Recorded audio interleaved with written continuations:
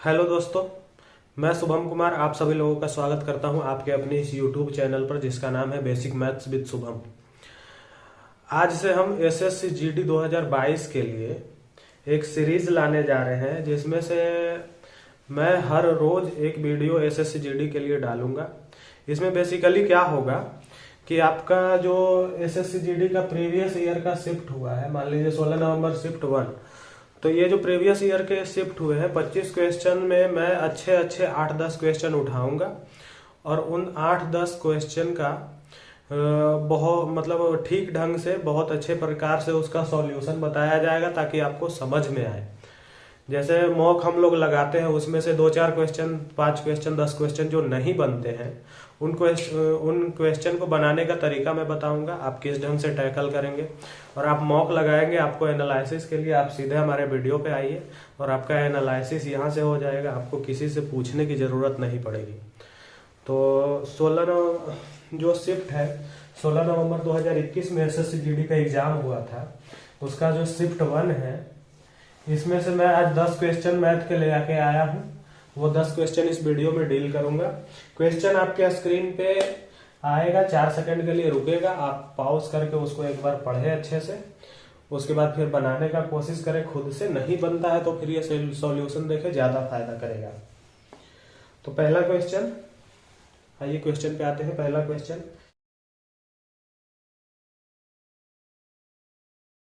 किसी निश्चित राशि 2.5 वर्षों में 12% प्रतिवर्ष चक्रवृद्धि ब्याज की दर से 9982.5 रुपये हो जाती है। ब्याज 10 मासिक संयोजित है, तो राशि क्या है? ये सीआई का क्वेश्चन है, बहुत इंपॉर्टेंट क्वेश्चन है। इस टाइप का क्वेश्चन आपको हमेशा देखने को मिलेगा एसएससी के एग्जाम में। बोल रहा है कि कोई राशि जो है, टाइम पीरियड दिया हुआ है 2.5 वर्ष में और रेट दिया हुआ है 12% की दर से। इसका टोटल अमाउंट जो है 2.5 वर्षों के बाद अमाउंट जो है 9982.50 हो जाता है। तो पूछ रहा है कि प्रिंसिपल क्या है, वो राशि क्या है, अमाउंट क्या है, प्रिंसिपल क्या है। प्रिंसिपल इक्वल टू भाट, प्रिंसिपल आपसे पूछ रहा है और दिया हुआ है ब्याज 10 मासिक संयोजित होता है।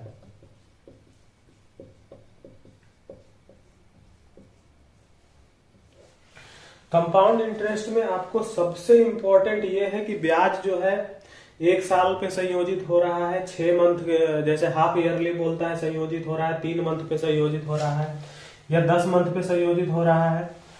मतलब क्या है कि 10 मंथ का, जैसे बोलते हैं कि 1 साल पे संयोजित हो रहा है, 1 साल पे संयोजित हो रहा है, इसका मतलब कि अगर 1 साल का इंटरेस्ट 10% है तो 1 साल में इस पे 10 रुपए इंटरेस्ट होगा।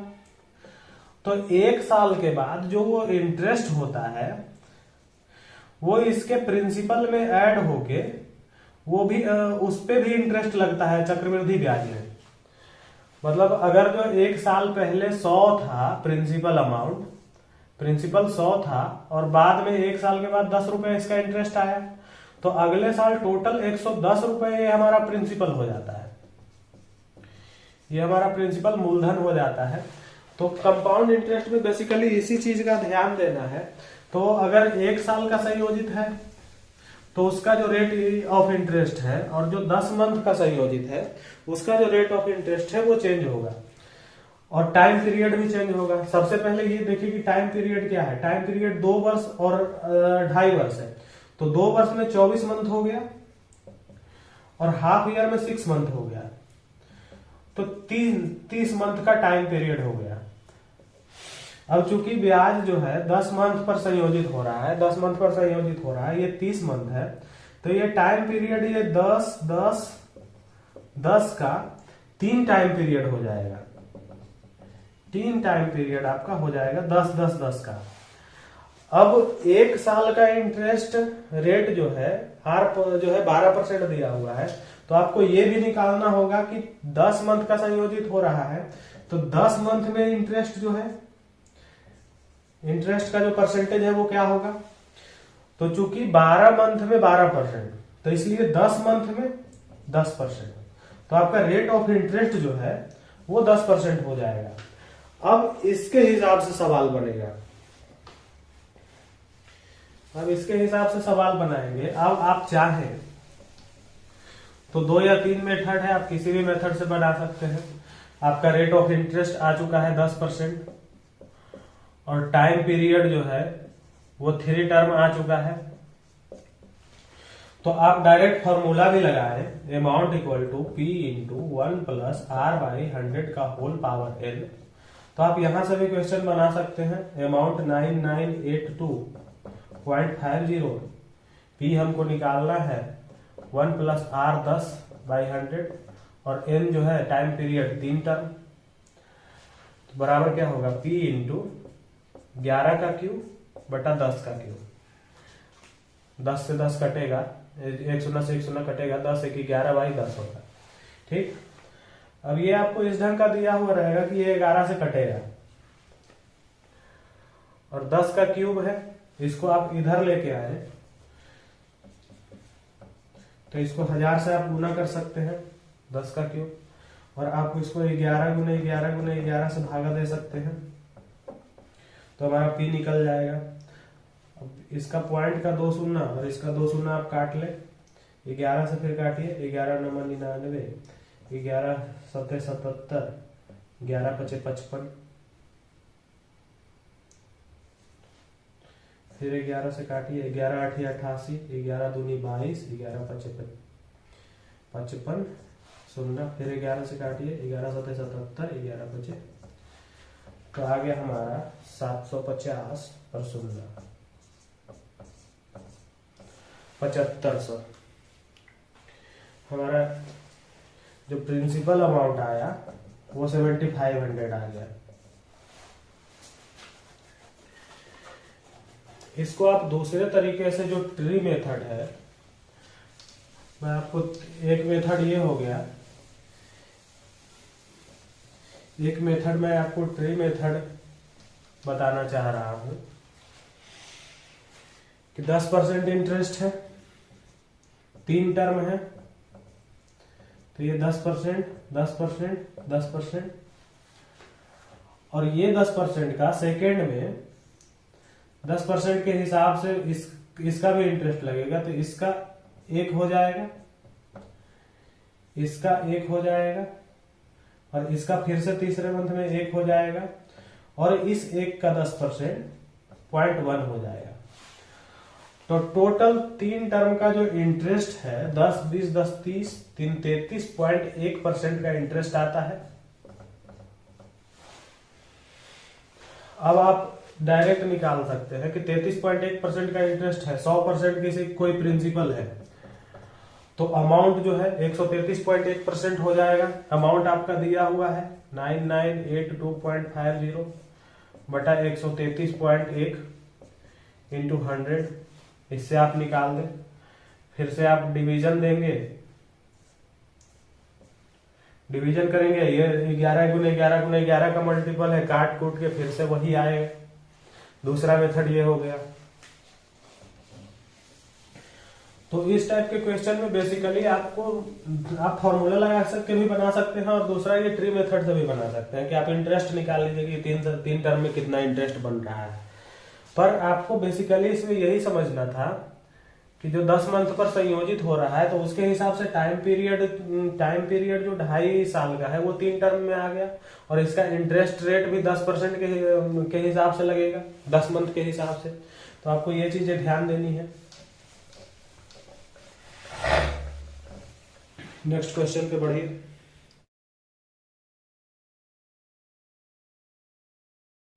एक निश्चित राशि साधारण ब्याज की एक निश्चित समान दर पर 4 वर्षों के बाद 13,200 रुपये और 8 वर्षों के बाद 16,400 रुपये हो जाती है। समान राशि पर 3.1/5 वर्षों के लिए 10% प्रति वर्ष की दर से साधारण ब्याज क्या होगा। क्या बोल रहा है कि एक निश्चित राशि जो है 4 वर्ष में सिंपल इंटरेस्ट के हिसाब से 4 वर्ष में 13,200 रुपये हो जाती है, और 8 वर्ष में कितना हो जाता है, 8 वर्ष में हो जाता है 16,400 रुपये। तो इसका बोल रहा है कि आपको 3.1/5 वर्षों के लिए 10% प्रति वर्ष की दर से साधारण ब्याज क्या निकालना होगा। तो आपको पहले अमाउंट निकालना पड़ेगा। अमाउंट निकालने के लिए आप सिंपल इंटरेस्ट के कंसेप्ट को समझे। सिंपल इंटरेस्ट का कंसेप्ट क्या है कि अगर 100 रुपया अमाउंट है, इसमें ये 10% के हिसाब से मान लीजिए इंटरेस्ट है, तो पहले साल का इंटरेस्ट 10 रुपया, दूसरे साल का फिर से इंटरेस्ट 10 रुपया, तीसरे साल का इंटरेस्ट 10 रुपया, चौथे साल का इंटरेस्ट 10 रुपया। इसमें इंटरेस्ट पे इंटरेस्ट नहीं लगता है। तो 4 साल में इंटरेस्ट 40 रुपया बना, तो इसके नेक्स्ट 4 साल में भी इंटरेस्ट 40 रुपया ही बनेगा। मतलब हर साल का इंटरेस्ट सेम है। तो आप ये चीज समझिए कि 4 वर्ष के बाद का अमाउंट ये दिया हुआ है और ये 8 वर्ष का अमाउंट दिया हुआ है। अगर 8 वर्ष वाले में से 4 वर्ष हम घटा दें, जैसे ये हम बोलते हैं कि 100 रुपया है, 10% के हिसाब से 4 वर्ष में 140 हो जा रहा है और 8 वर्ष में 180। तो 180 में से 40 अगर हम घटा दें तो 40 जो आएगा ये 4 साल का इंटरेस्ट आ जाएगा। तो यहाँ पर 8 वर्ष बाद 16,400 में से 13,200 अगर आप घटा दें तो ये 3,200 रुपया जो आया, ये 5वें वर्ष से लेके 8वें वर्ष मतलब 4 वर्ष का इंटरेस्ट है।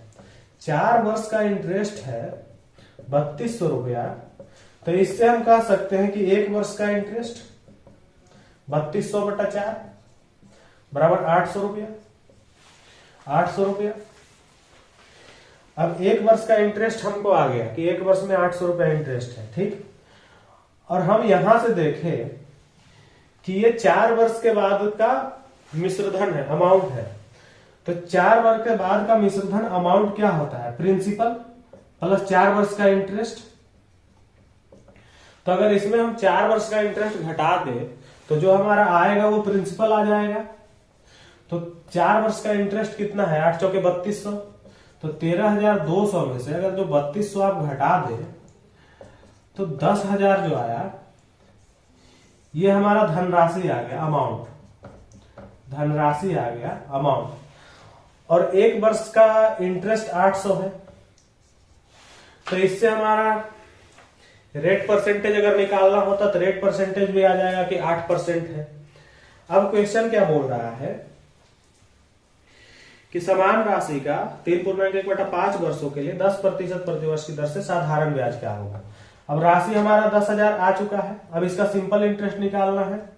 तो जो मूलधन जो मतलब फॉर्मूला है बेसिक वो लगा दीजिए। टाइम पीरियड 5×15 116/5 वर्ष और गुने परसेंटेज 10% रेट बाई 100 काट दें। 16 दूनी 3200 3200 आंसर आएगा इसका।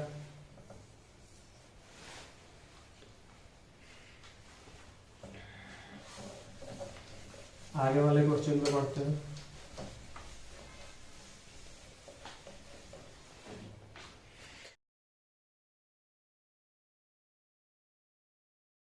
रवि और सुमित का वेतन 4:5 के अनुपात में है। यदि प्रत्येक के वेतन में 6,000 रुपये की वृद्धि की जाती है तो नया अनुपात 35:40 हो जाता है। सुमित का बढ़ा हुआ वेतन क्या है। इस टाइप का क्वेश्चन आपको हमेशा आएगा। बोल रहा है कि रवि और सुमित का वेतन 4:5 के अनुपात में है, ठीक। और दोनों के वेतन में 6,000 की वृद्धि होती है तो नया अनुपात 35/40 हो जाता है। अगर रवि और सुमित का वेतन 4:5 के अनुपात में दिया हुआ है तो आप मान लीजिए कि इसका वेतन 4x और 5x है। अब क्या बोल रहा है कि इन दोनों के वेतन में 6,000 की वृद्धि की जाती है। 6,000 की वृद्धि दोनों के वेतन में की जाती है तो नया अनुपात जो है ये 35:40 हो जाता है। तो इससे एक इक्वेशन बनता है, आप उसको डील कर लीजिए, इसका क्वेश्चन का आंसर आ जाता है। जैसे 4x इसका रवि का वेतन था, इसमें 6,000 रुपया बढ़ गया, और 5x सुमित का वेतन था, इसमें 6,000 रुपया बढ़ गया, और ये दोनों का नया अनुपात जो है 35:40 40 हो गया। तो इसको अगर जो आप डील कर ले तो यहां से x का वैल्यू आ जाएगा, x का वैल्यू आके इधर रवित और सुमित का वेतन आ जाएगा। तो आप इसको डील कीजिए, क्रॉस मल्टीप्लाई कीजिए यहां पे। तो 40 चौके 160x प्लस 6 चौका 24 और 3 शून्य 1 4 शून्य हो जाएगा, प्लस 35 बचे 175x प्लस 35 छक्का 210 पर 3 शून्य और ठीक। अब 160x को इक्वल टू 160x को इधर ले जाएंगे तो ये 15x बचेगा, और 15x बराबर कितना बचेगा, 2 40 में से 2 10 जाएगा तो 30,000। 15 से काटिए, 15 दूना 30, 2000। तो x बराबर 2000। तो रवि का वेतन कितना हो गया, 4 दूना 8000, और सुमित का वेतन कितना हो गया, 5 दूना 10,000। हमसे पूछ क्या रहा है कि सुमित का बढ़ा हुआ वेतन क्या है। सुमित का बढ़ा हुआ वेतन बढ़ने के बाद 6000 बढ़ा है, तो 10,000 और 6000 16,000 हो जाएगा। इस टाइप के क्वेश्चन में आप इसी ढंग से कीजिए, सबसे बेस्ट होता है, एक लाइन में सॉल्यूशन आता है।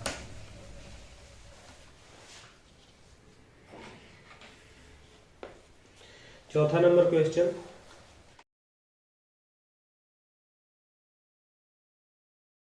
10.1/2% की हानि 11.3/5% के लाभ में परिवर्तित हो जाती है जब विक्रय मूल्य में 132.60 रुपए की वृद्धि होती है। वस्तु का क्रय मूल्य क्या है?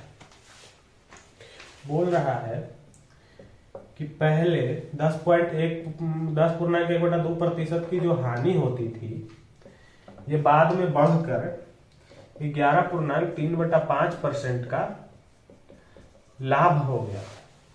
कब?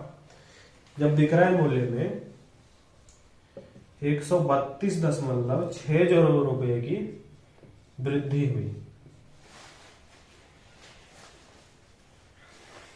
एक बात बताइए कि कोई वस्तु थी, उसका कॉस्ट प्राइस 100% होता है, और इसको 10.1/2% की हानि पे बेचेंगे तो इसका विक्रय मूल्य कितना होगा? 100 माइनस 10.1/2%, इतना ये विक्रय मूल्य होगा। अगर इसको लाभ पर बेचेंगे इतना, तो इसका विक्रय मूल्य कितना होगा? 100 प्लस 11.3/5%। मतलब जो इतना वृद्धि हो रहा है, ये वृद्धि इसके परसेंटेज वृद्धि 10.5% और 11.3/5% के ऐड के बराबर है। मतलब हम कह सकते हैं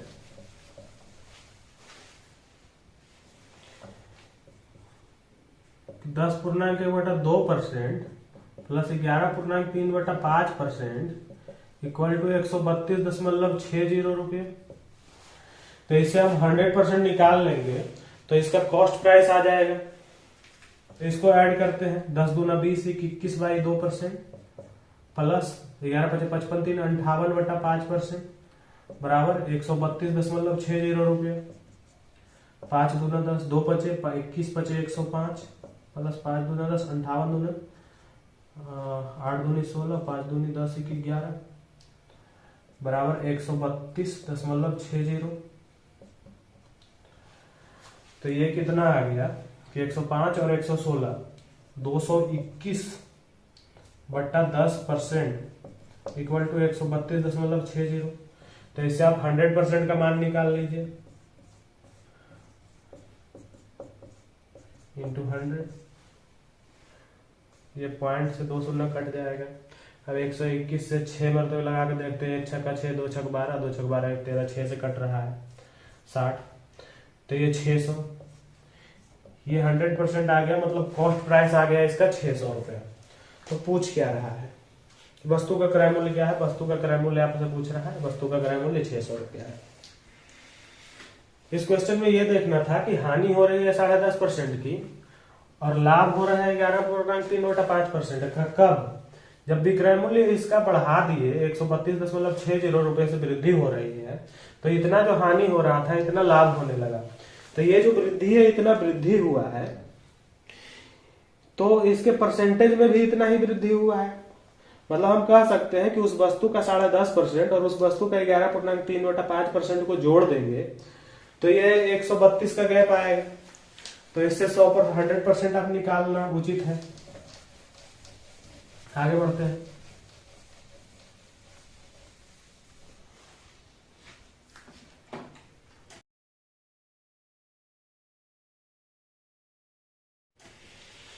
नौ अंकों वाली संख्या, एक संख्या दिया हुआ है जो 72 से विभाज्य है, तो उसमें √7x-3y का मान निकालना है। इस टाइप का क्वेश्चन एसएससी का अभी फेवरेट चल रहा है। किसी भी एग्जाम में जाने से पहले आप इस क्वेश्चन को एक बार जरूर अच्छे से समझ लें। ये डिविजिबिलिटी के रूल से है। बेसिकली आपको 7x-3y निकालना है। 7x-3y निकालना है, इसका मतलब आपको x और y का वैल्यू चाहिए, और x और y के वैल्यू के लिए आपको दिया क्या हुआ है कि ये जो नंबर है ये 72 से डिविजिबल है। तो आप इसको पहले पार्ट कर लें कि 72 को हम कह सकते हैं ये 8 × 9 है। तो ये जो संख्या जो 72 से डिविजिबल है, इसको हम कह सकते हैं कि ये 8 से भी डिविजिबल है और 9 से भी डिविजिबल है। ये 8 और 9 हमने इसलिए किया है क्योंकि 72 से डिविजिबिलिटी का कोई रूल स्पेसिफिक नहीं है, आप कितना पॉसिबल नहीं है। तो अगर जब हम इसको 8 और 9 में कन्वर्ट कर लें तो हमको 8 का भी डिविजिबिलिटी रूल पता है और 9 का डिविजिबिलिटी रूल भी पता है।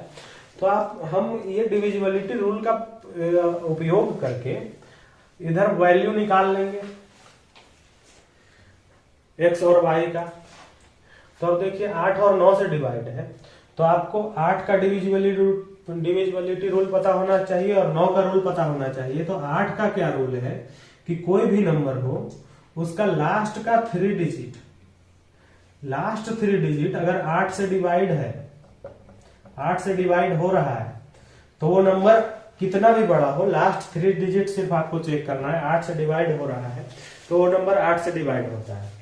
और 9 का डिविजिबिलिटी रूल क्या है कि कोई भी नंबर है, उसके जो डिजिट है, उसके जो अंक है, उसका एडिशन कर लेंगे। मान लीजिए 441 है तो इसका 4 + 4 + 1 9।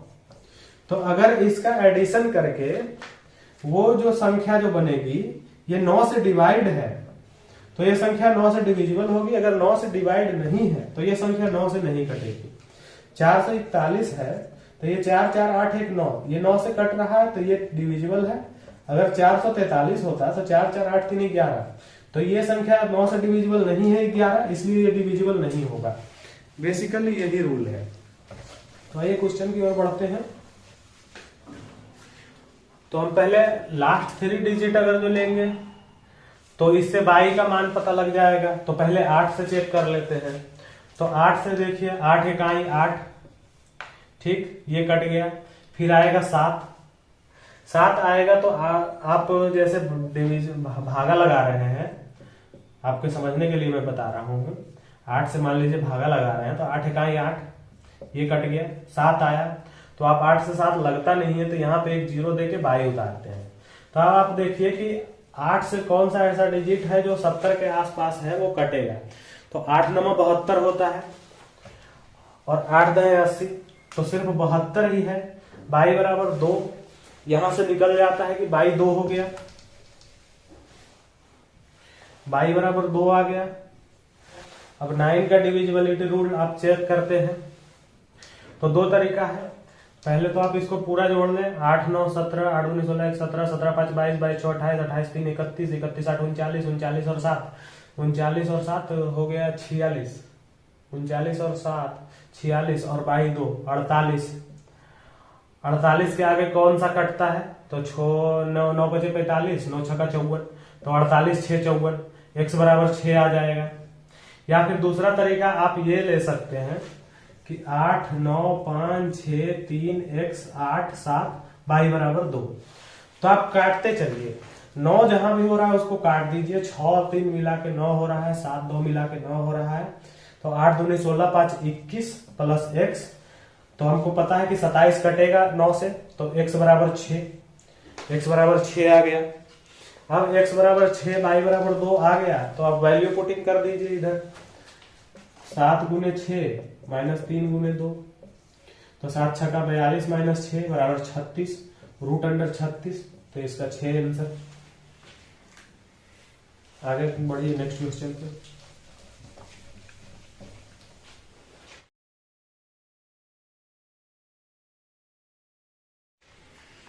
एक दुकानदार ने एक वस्तु को 20% के लाभ पर बेचा। यदि वह इसे वास्तविक मूल्य से 20% कम पर खरीदता है और इसे 10 रुपए कम में बेचता, तो उसे 25% का लाभ होता है। वस्तु का क्रय मूल्य क्या है?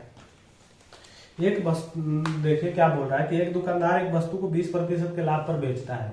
मान लीजिए वस्तु का कॉस्ट प्राइस 100 है, तो 20% के लाभ पर बेचता है, तो सेलिंग प्राइस 120 हो गया। अब क्या बोल रहा है कि यदि वह इसे वास्तविक मूल्य से 20% कम पर खरीदता, वास्तविक मूल्य से 20% कम पर खरीदता, मतलब 80 में खरीदता, ठीक, और इसे 10 रुपए कम में बेचता, तो इसे 25% का लाभ होता। लाभ कितना होता? 25% का लाभ।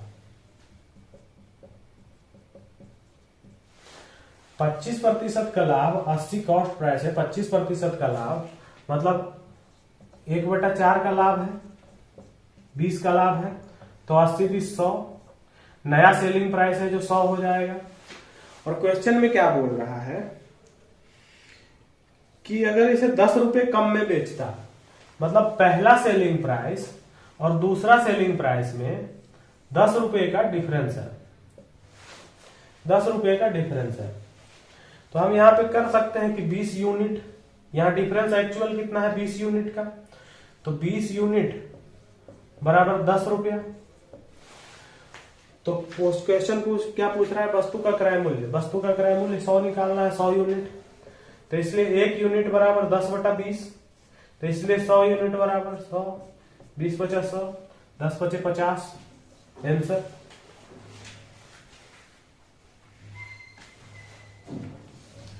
आगे बढ़ते हैं।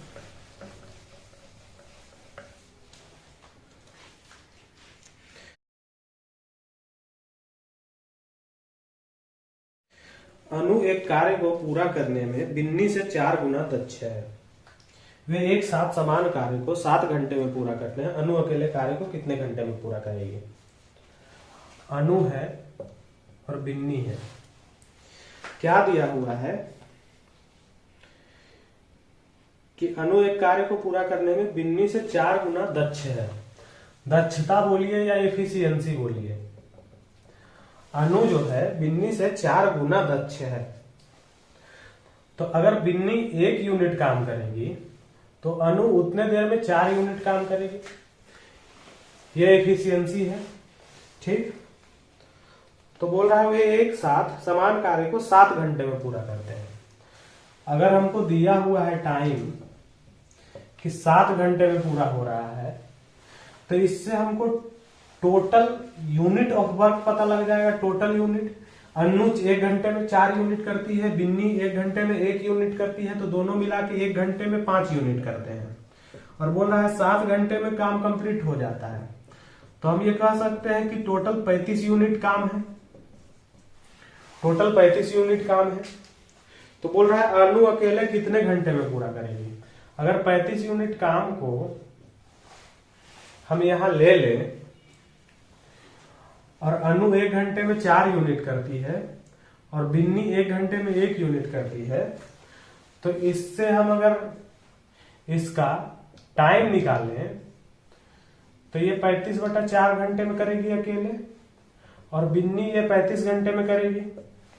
जो टोटल यूनिट है, टोटल वर्क है, उसको अगर उसके एफिशिएंसी से भाग देते हैं तो उसका टाइम आ जाता है। अगर टाइम से भाग देते हैं तो उसका एफिशिएंसी आ जाता है टाइम एंड वर्क में। तो बोल रहा है कि अनु अकेले कार्य को कितने दिन घंटे में पूरा करेगी? तो अनु अकेले कार्य को 35/4 घंटे में पूरा करेगी। आंसर, अनु 1 घंटे में 4 यूनिट काम कर रही है और टोटल काम 35 यूनिट है, तो अनु कितने टाइम में करेगी? 35/4 घंटे में। आगे बढ़ते हैं।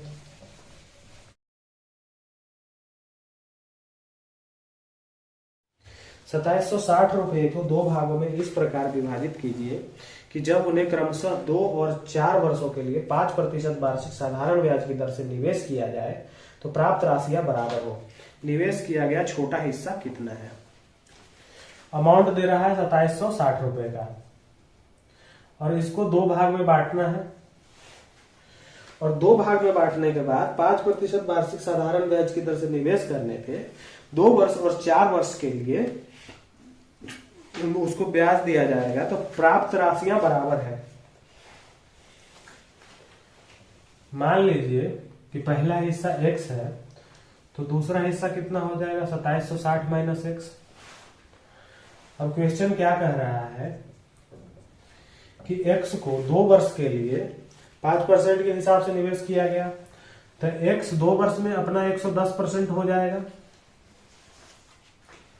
5% ब्याज है तो 2 वर्ष में 10% ब्याज होगा और 2 वर्ष में मूलधन 100 तो टोटल अपना 110% हो जाएगा। और ये जो दूसरा राशि है वो अपना 120% हो जाएगा। अब इसको हम सॉल्व करेंगे, x का मान निकल जाएगा तो ये हो गया 11x बराबर 2760 गुने 12 माइनस 12x। अब 12 इधर ले आएंगे तो 23x बराबर 2760 गुने 12। अब यहाँ पे कैलकुलेशन अभी करने से कोई फायदा नहीं, लास्ट में कैलकुलेशन कर लेंगे। अब x का वैल्यू इसको 23 से डिवाइड कर देंगे। 23 एकम 23 4 6 46 23 दूनी 46 120 गुने 20 बराबर 144 तो 1440 आ गया। अब एक हिस्सा 1440 आ गया तो दूसरा हिस्सा कितना है? 2760 माइनस 1440 1320। तो हमसे पूछ रहा है छोटा हिस्सा कितना है तो छोटा हिस्सा 1320 आंसर।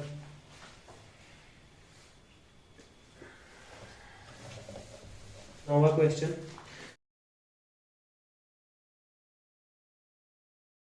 कक्षा 9 और कक्षा 10 के छात्रों की संख्या क्रमशः 42 और 35 है। कक्षा 9 और 10 में लड़कों और लड़कियों की संख्या का अनुपात क्रमशः 9:5 और 8:7 है। तो दोनों कक्षाओं में मिलकर लड़कों की कुल संख्या और लड़कियों की कुल संख्या के बीच अंतर क्या है? दिया हुआ है कि 9 और 10 में छात्रों की संख्या 42 और 35 है।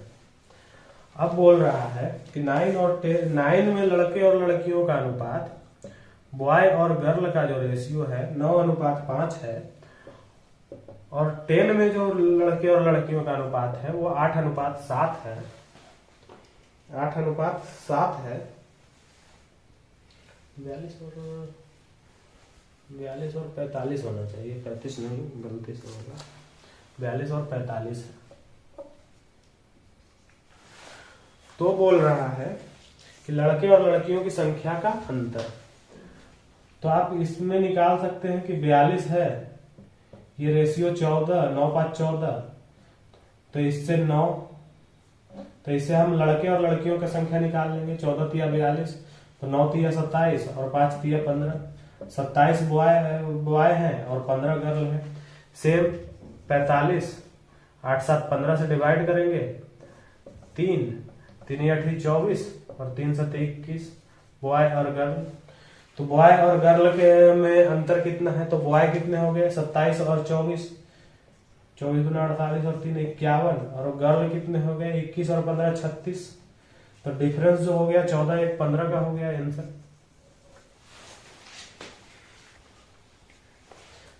दसवां नंबर क्वेश्चन,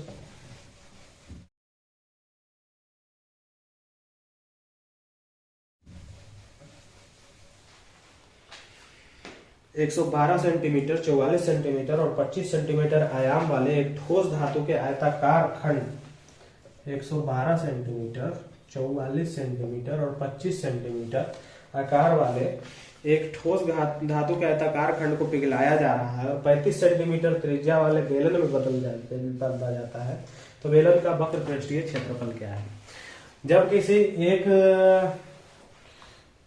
जब किसी चीज को पिघलाकर एक दूसरा चीज बनाया जाता है तो इसमें क्या है कि टोटल वॉल्यूम दोनों का सेम रहता है। बस इसी कंसेप्ट पे ये क्वेश्चन बनता है।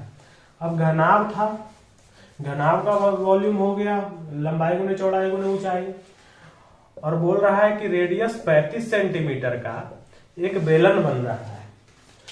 तो घनाभ का आयतन बराबर बेलन का आयतन, तो घनाभ का आयतन ये है, बेलन का आयतन हो जाता है पाई आर स्क्वायर एच।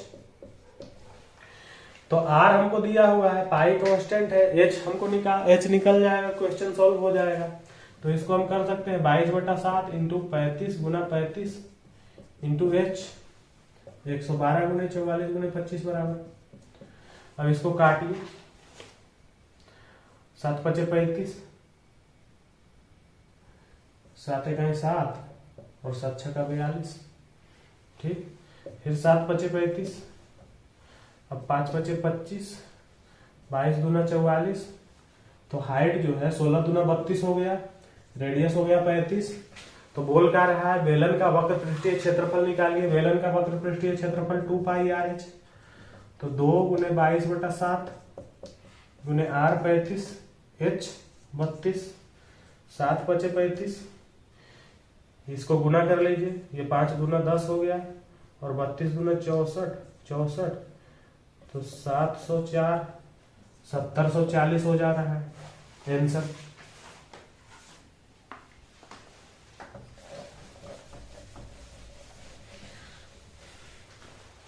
तो इसी ढंग से 1 महीने तक, जब तक जीडी का एग्जाम, एसएससी जीडी का एग्जाम है, तब तक मैं एक सेट रोज लेके आऊंगा। उसमें से अच्छे अच्छे क्वेश्चन जो आपसे, जो थोड़ा अच्छे लेवल का क्वेश्चन होगा वो मैं करा दूंगा एक सेट में, 8 क्वेश्चन 10 क्वेश्चन जितना भी हो। तो आपको अगर वीडियो पसंद आई है तो आप लाइक करें, सब्सक्राइब करें और अपने दोस्तों के साथ शेयर करें। और कुछ इशू हो तो आप कमेंट सेक्शन में आप अपना इशू बता सकते हैं, उसको रिजॉल्व किया जाएगा। धन्यवाद, जय हिंद।